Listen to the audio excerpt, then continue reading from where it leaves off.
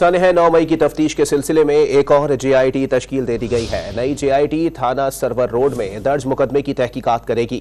मजीद जानते हैं don news के नुमाइंदे वसीम रियाज से। जी वसीम, मुकदमे की तफसीलात बताइएगा कि कौन कौन नामजद है और JIT का दायरा तफ्तीश क्या होगा।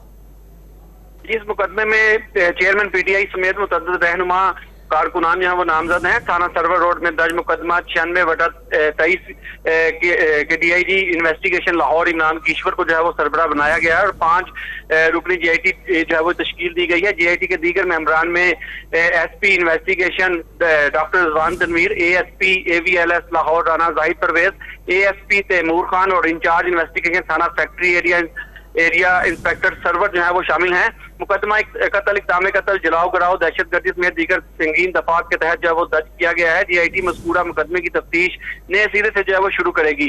मुकदमे में PTI के चेयरमैन रहनुमा मियां असलम इकबाल, महमूदुर रशीद समेत दीगर रहनुमा और कारकुनान के खिलाफ जो है वो ये दर्ज किया गया है।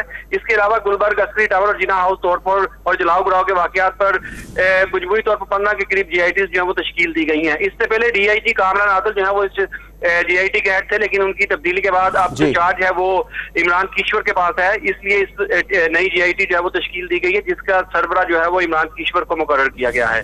जी बहुत शुक्रिया वसीम रियाज अपडेट करने के लिए।